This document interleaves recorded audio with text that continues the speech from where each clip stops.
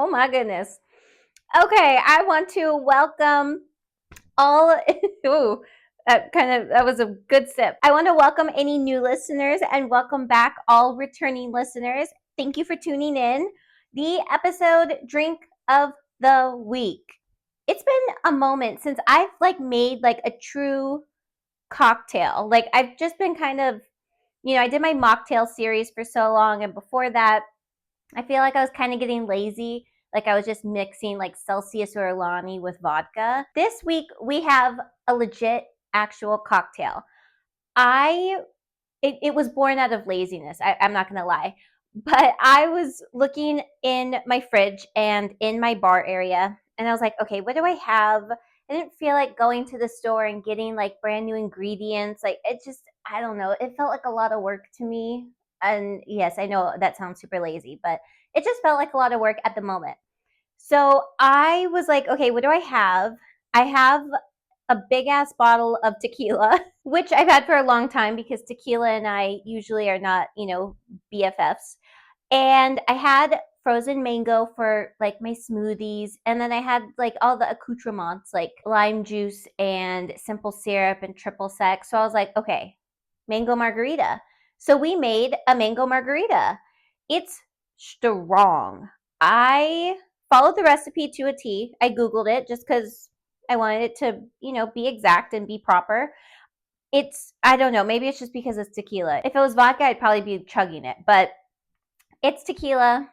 And that first sip, I didn't try it before I started this, which maybe I should if it's a drink I've never had or I've never made before, just because, yikes.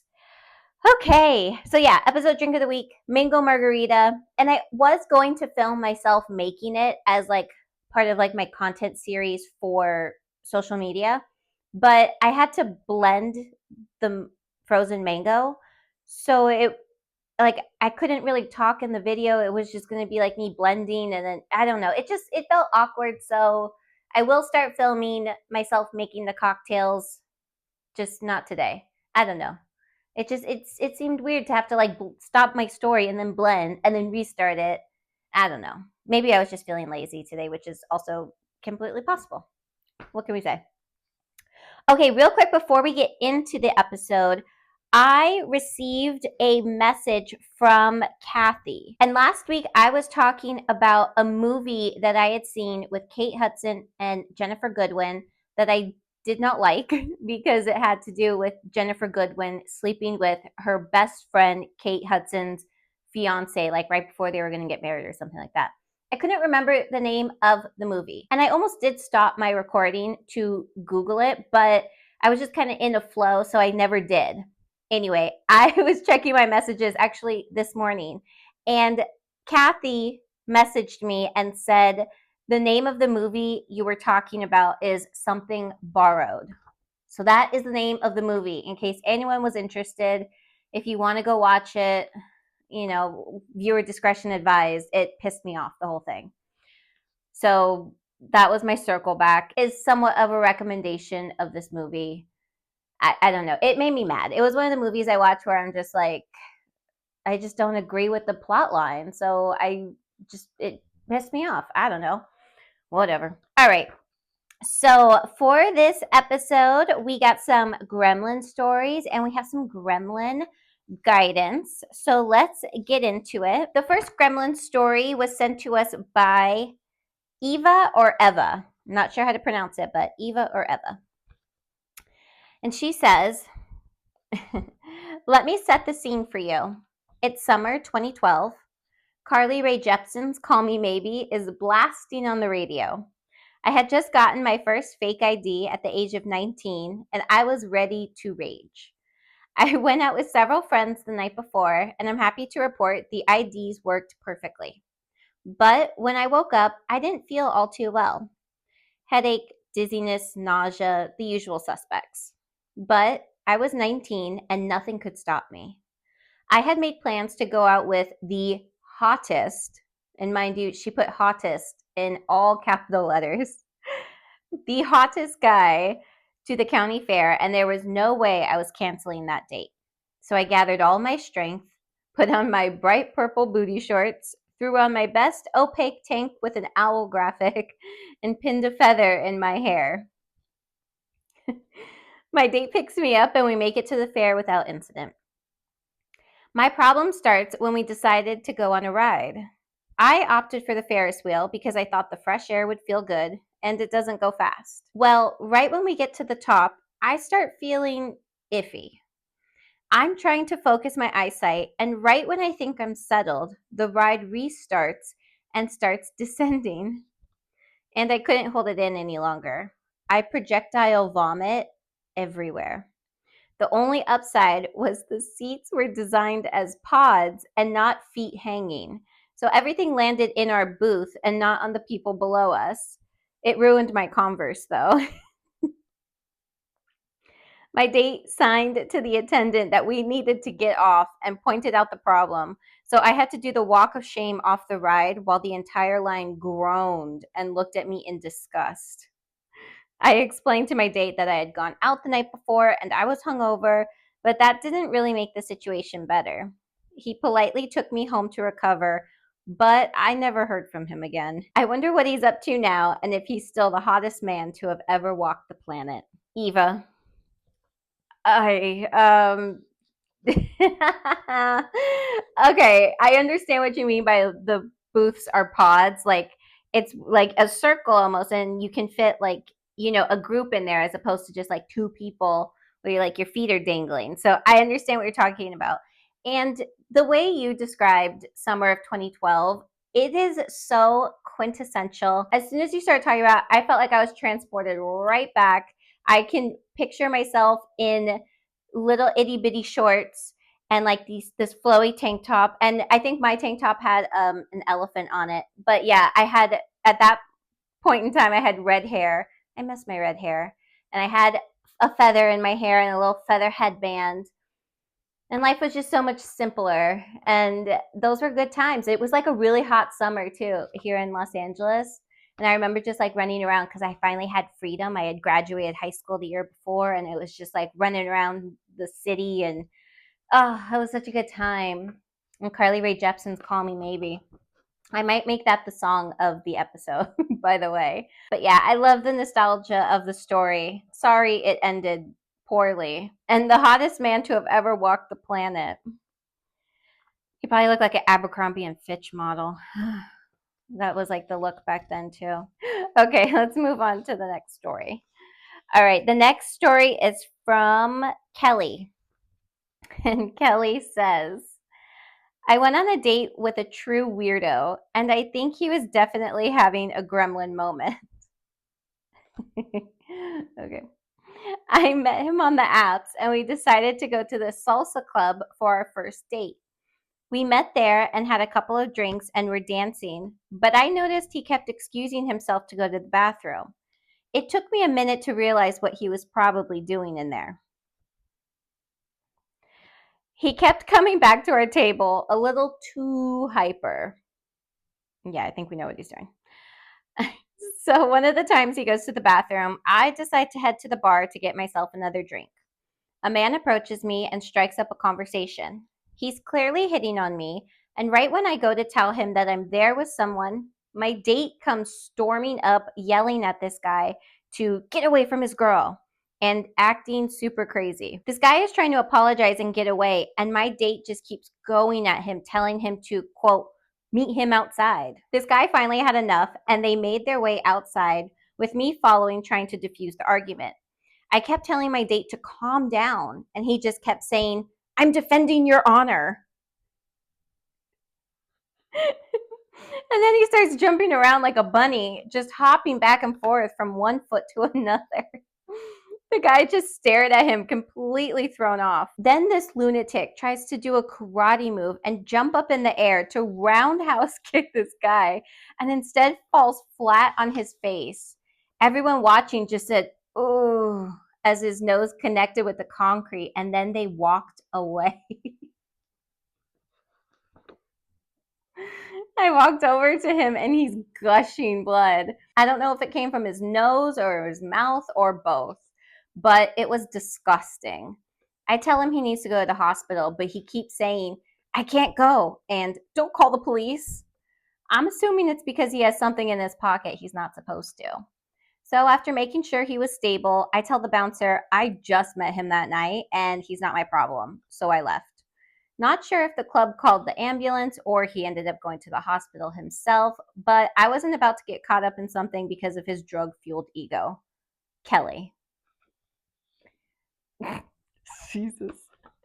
I'm defending your honor. It's like he thinks he's like in an 80s movie and he's like the hero. Like, what is he, fucking Karate Kid? Good God. It's like a cheesy ass 80s karate movie. I can picture that roundhouse kick too, where he thought he was going to be cool and he was going to jump up and just like get the guy. He was probably even like nowhere near him either.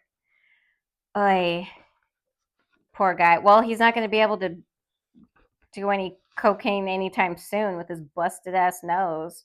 That's the thing about drugs too, like especially coke. It makes you think that you are just like invincible and cool and like just like you're on top of the world. And in reality, everyone's just looking at you like you're a dodo bird. Okay, well, I wonder what happened to him. I mean, he obviously busted his nose. If he didn't bust his nose, he has a nose of steel and it just was bleeding a lot. But like if you fall directly on your nose, I gotta assume you broke it. Ugh. All right. I feel like this is like the second time we've talked about a broken nose, and every single time it makes me nervous. Like my nose is so delicate and precious. I'm worried that like what if I trip and fall and then I'm gonna have to come on this podcast and be like, sorry, I was laughing at that guy who broke his nose. I broke my nose now too. Okay.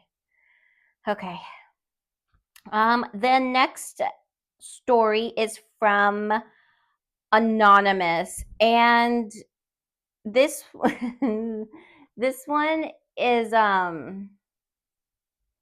don't know the right word for it. It's disturbing. When I read it, I like had to like sit with myself for a moment because I was like no fucking way. Are you kidding me? All right.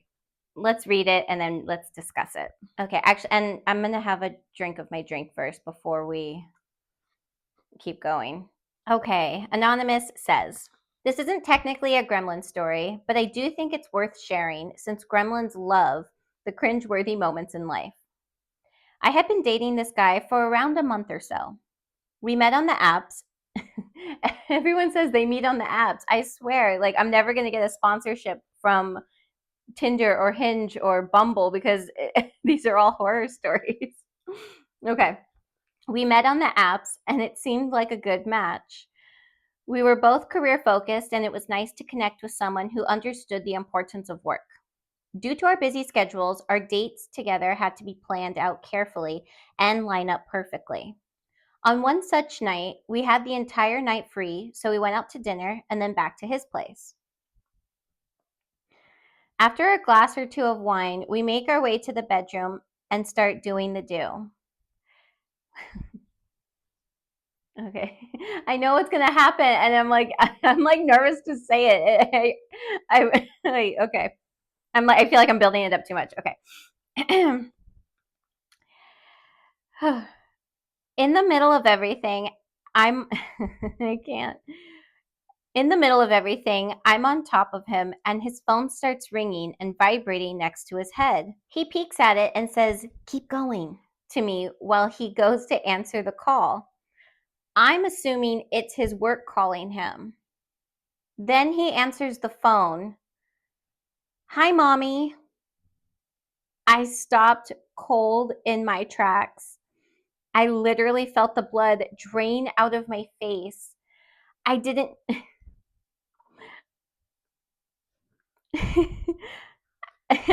I didn't know. I didn't. I didn't know I had the ability to move so fast. I practically levitated off of him and jumped to the other side of the bed. He gives me a puzzled look while he talks to his mother and is answering her questions. After about 5 minutes, he hangs up and curls up next to me and says, quote, "Where were we?" I had stayed frozen in place. I couldn't move. I couldn't speak.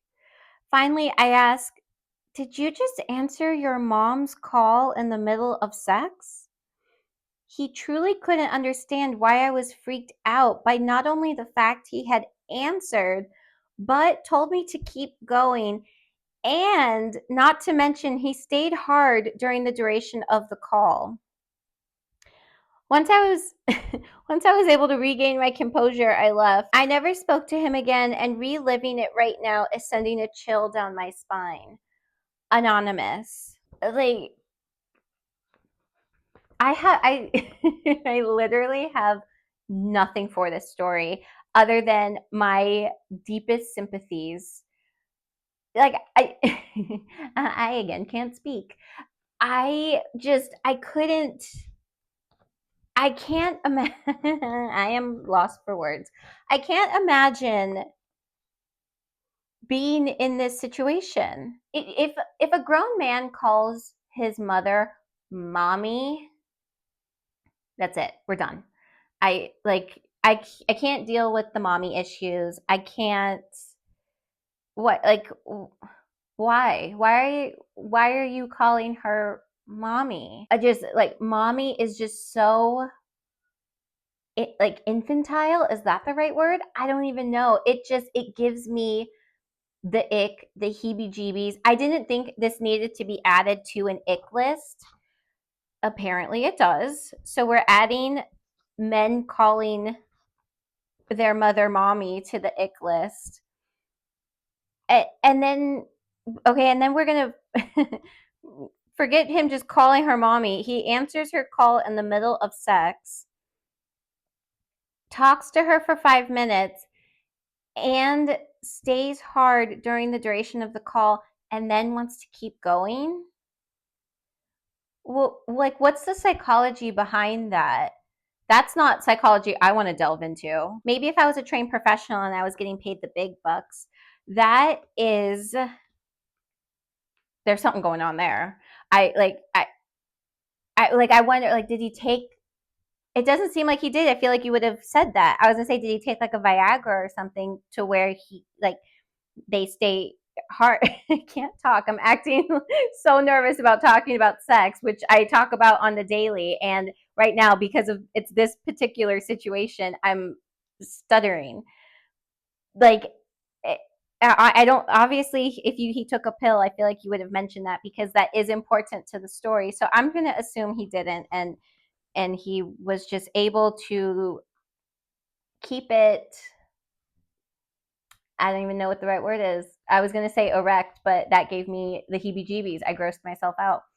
Um, See, this is why I would really love to have a psychologist on, because I would love to like pull stories from past episodes, this one included, and read them back to said psychologist and be like, I know you can't give a diagnosis because you don't know the person. Obviously, you need like a background information and this and that. But I would just love to know like just the off the jump thoughts that a therapist or a psychologist would have on a matter like this, because all I can say is ew.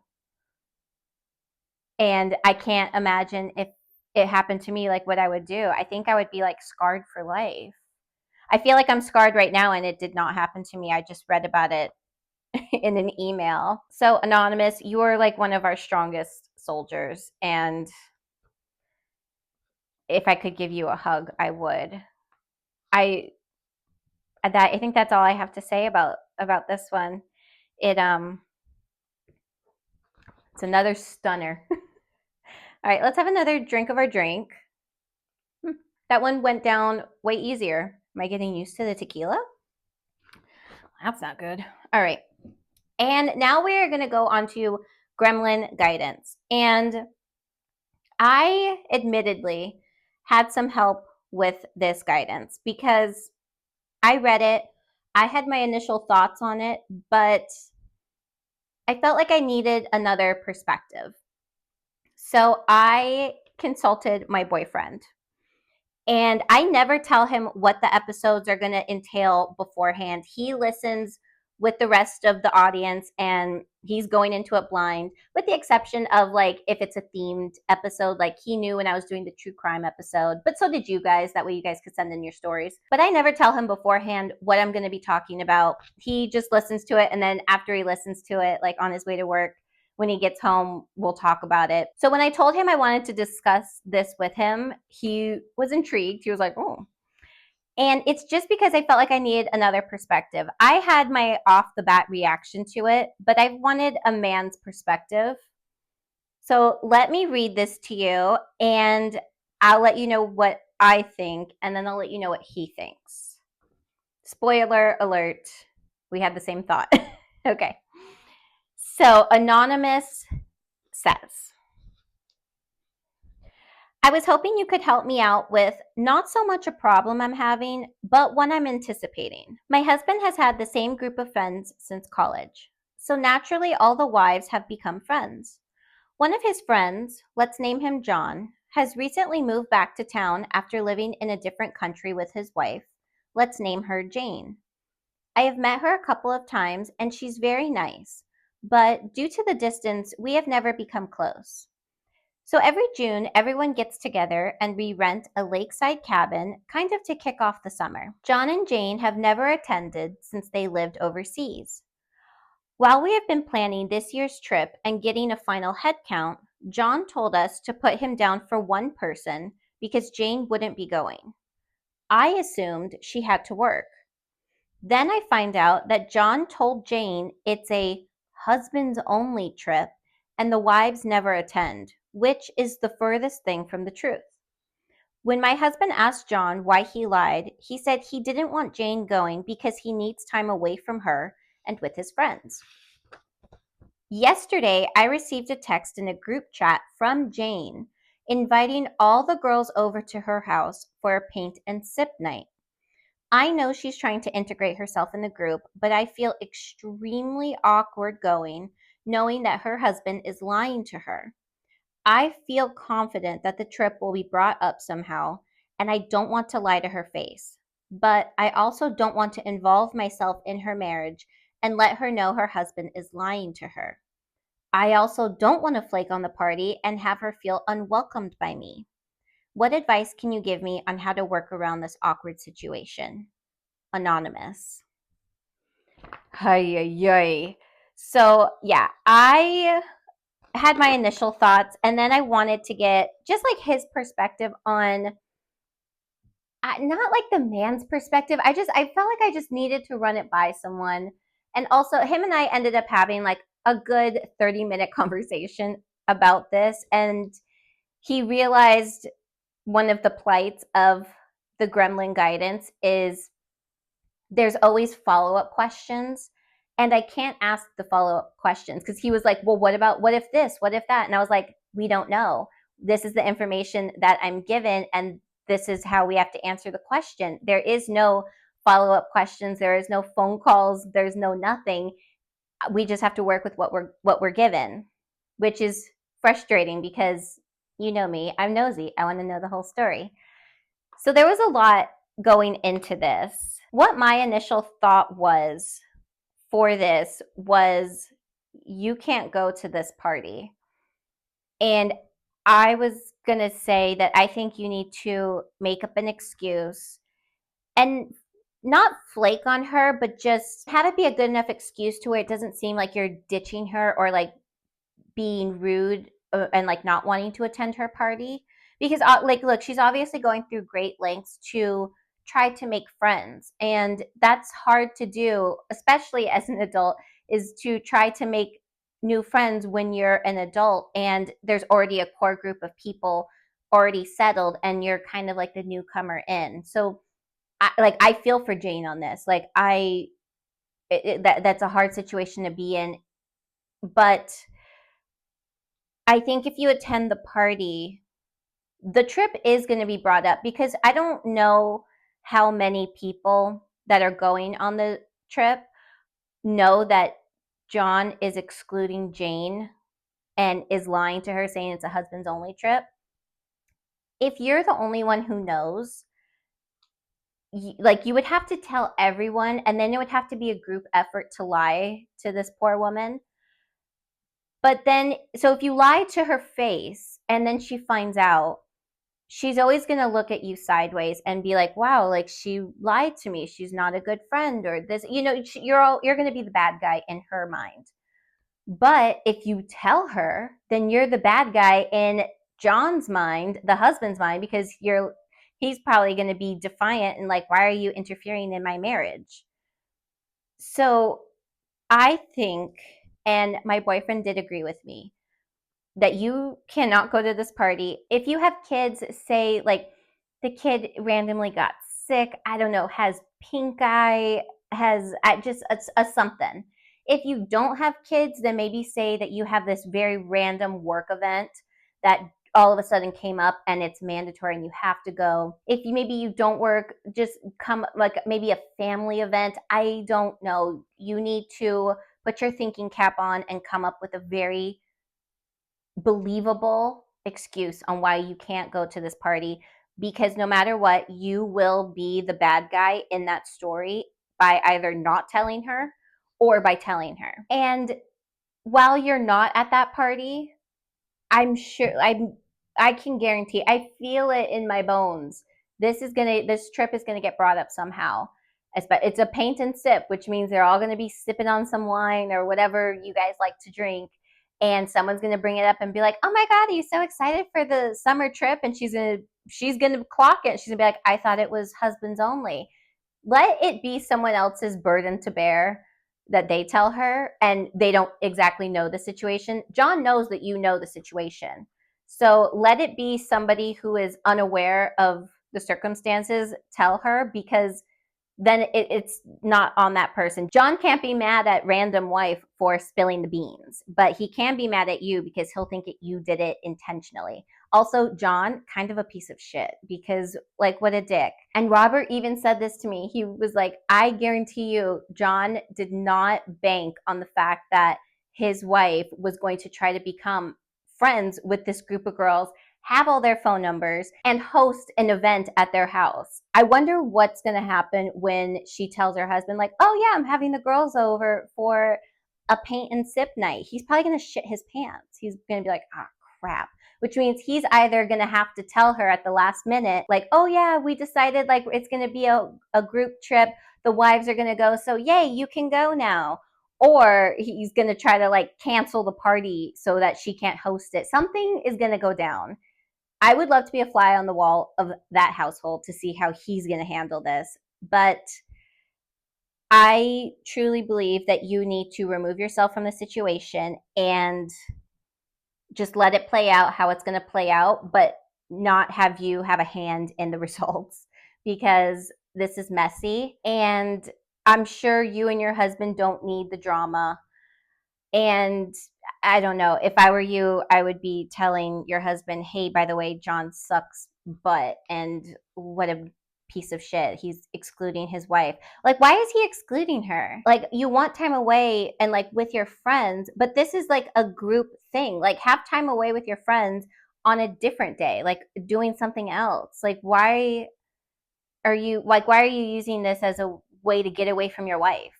Like, don't make your marriage problems all of our problems, because this is just like messy. And none of these problems started until he moved back into town. So, John, I think you need to reevaluate yourself and your marriage and your priorities, because he's ruining the summer trip. I'm acting like I'm going.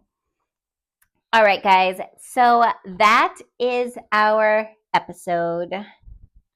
I didn't drink my entire drink, but let's have another drink just because I feel stressed. That was stressful. The last two submissions were stressful for me. Okay, if you would like to follow myself and the podcast on social media, you may do so at Emily to Gremily Pod on Instagram and TikTok. They're both fully updated. I'm very proud of myself. It's only been a week, so I don't know why I'm like patting myself on the back, but they're still up to date. So kudos to me for keeping it together for 1 week. Let's see if I can maintain it. If you would like to watch this episode and almost all the past episodes, you may do so on YouTube at Emily to Gremily Pod on YouTube. If you have your own Gremlin story, you need Gremlin Guidance, or you have a juicy piece of Gremlin gossip, you may email that in. You can submit it by sending it to emilytogremellypod@gmail.com, or you can message me on Instagram or TikTok, whichever you prefer. And make sure to write down if you want to remain anonymous or not. That is very important. A call to action that I'm sending out at the end of each episode. If you have any episode themes or topics that you want discussed and covered, send those in, as well as if you have any guest suggestions, whether it be a specific person, a specific profession, or hobby, whatever. You can send in those suggestions to emilytogremellypod@gmail.com or DM me on social media, again, whichever you prefer. Next week, I have a very exciting development to share with you. So, because I needed help with the guidance this week, and I had spoken with my boyfriend about it, I had asked him if he would be willing to do another episode with me. Now, the first episode we did together went off the rails because it was my birthday and I had been drinking all day. Technically, that's not my fault. That is my birthday's fault, not my fault. The second episode we planned to do ended up having to get canceled. So this would be his second episode, and he did agree to do it. It didn't take too much probing, actually. I thought it was going to be a little harder to get him to say yes, but he was actually weirdly agreeable. I wonder why. But he did say yes. So next week, my boyfriend Robert will be on, and I want you guys to send in all of your Gremlin Guidance questions that you want maybe a male perspective on, that maybe you want us to discuss as a couple or just man versus woman. We'll each probably have our own different perspective, even though for this past Gremlin Guidance, we kind of came to the same conclusion. But just send in those questions at emilytogremellypod@gmail.com or message or DM me on social media. And that will be next week's episode. So make sure to send all of those questions in before Saturday, I believe May 2nd. I'm almost positive it's Saturday, May 2nd, because we will be filming on Saturday. So make sure to send in all of those questions that you want us to discuss. You want the male perspective, you want the couple perspective. Send those in, emilytogremellypod@gmail.com. And make sure to like, follow, share, subscribe, rate 5 stars, do all the things. We are going to cheers out with our mango margarita. So cheers to you, cheers to me, and cheers to Anonymous having to deal with the mommy issues guy. I'm going to chug this drink just thinking about it. Okay, cheersies. Bye.